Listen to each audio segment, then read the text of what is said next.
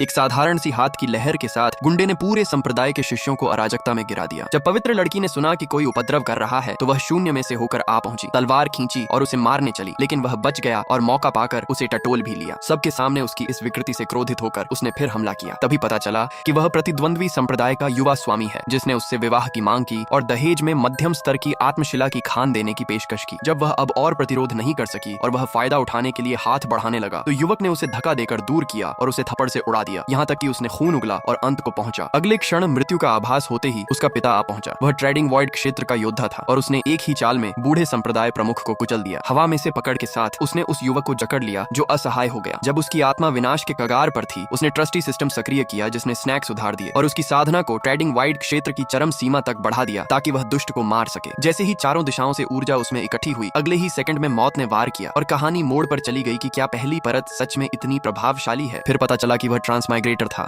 जिसने जन्मदिन पर अपनी किस्मत मजबूत करने की इच्छा की थी, लेकिन उसी रात एक माल वाहक ट्रक ने टक्कर मार दी और वह 100 मीटर दूर जा उड़ा। उसकी आत्मा एज्योर क्लाउड संप्रदाय में स्थानांतरित हो गई, निकम्मे युवा संप्रदाय प्रमुख के शरीर में। जब वह शुरुआत पर शिकायत कर रहा था तो उसके पिता ने उसे पवित्र लड़की को नहाते हुए झांकने के लिए घेर लिया। वह संप्रदाय की सबसे प्रतिभाशाली पवित्र लड़की थी, जरा सी उकसाहट पर हिंसक उफानों के लिए जानी जाती थी और उसका उग्र स्वभाव अगली बार उसे देखने पर बदला लेने का वादा करता था। उसके पिता ने उसे महाप्रतियोगिता में न जाने की चेतावनी दी, इस डर से कि वह खड़ा जाएगा और टूटा हुआ लौटेगा। जब वह शुरुआत को कोसता रहा तब एक टॉप अप अजय सिस्टम प्रकट हुआ जिसका दावा था कि अस्थाई चोंगजी से वह कुछ भी पा सकता है। उस ठग सिस्टम ने उसकी 20 वर्षों की जमा पूंजी लेकर छठे स्तर की श्वान दान साधना के बदले में विनिमय किया और होली बॉडी गिफ्ट पैक भी दे दिया। एक धूप छड़ी के भीतर ही वह बिना साधना वाले नौसिखिए से उछलकर छठे स्तर के श्वान दान तक पहुंच गया। इसी बीच वह 5वें स्तर के श्वान दान पर भरोसा करके महाप्रतियोगिता में विरोधियों का सफाया करती रही, जब तक कि कोई शिष्य उसे चुनौती देने मंच पर चढ़ने की हिम्मत नहीं कर पाया। जैसे ही बुजुर्ग इनाम के विजेता की घोषणा करने वाला था, वह स्नैक्स की जरूरत में अखाड़े में जा पहुंचा। अगले ही पल भीड़ की हंसी उलटी पड़ गई जब उसने ताकत दिखा दी और साबित कर दिया कि वह छठे स्तर के श्वान दान तक पहुंच चुका है। वह शांत रही और 7वें स्तर को दिखाया, उसे तुच्छ समझते हुए। फिर भी जब उसने तलवार से वार किया तो वह पास घुस आया और उसे पराजित कर दिया, जबकि सब लोग यह देखकर दंग रह गए कि कैसे छठे स्तर ने 7वें को कुचल दिया। फिर उसने युवा संप्रदाय प्रमुख का पद अपने लिए घोषित किया और सहमति की मांग की और किसी ने विरोध करने की हिम्मत नहीं की। संप्रदाय प्रमुख पिता ने सवाल किया कि क्या वह उसका जैविक बेटा है, फिर समझ गया कि यह सवाल बकवास है। 10,000 छिपी हुई आत्मशिलाएं निकाली, उसे सौंप दी और चला गया। उस धन के साथ वह सिस्टम के पास दौड़ा और साधना को लिंग लिंग क्षेत्र के 7वें स्तर तक बढ़ा दिया, लेकिन तुरंत ही प्रतिद्वंद्वी संप्रदाय का युवा स्वामी 9वें स्तर की लिंग लिंग शक्ति के सहारे उपद्रव करने लौट आया। वह दौड़कर आई और बिना हिचक लड़े, लेकिन 2 क्षेत्र का अंतर उसे असहाय छोड़ गया और वही गंदे हाथ पीछे से फिर उसे अपमानित कर गए। निर्णायक क्षण पर वह पहुंचा, एक ही थप्पड़ मारा और उससे आगे उछलकर उसे समुद्र तट पर मार डाला। अंततः उसका पिता बदला लेने आया, एक ही हथेली से एज्योर क्लाउड संप्रदाय प्रमुख को हरा दिया और फिर उसे हवा में से खींचकर सीधे अपने सामने ले आया।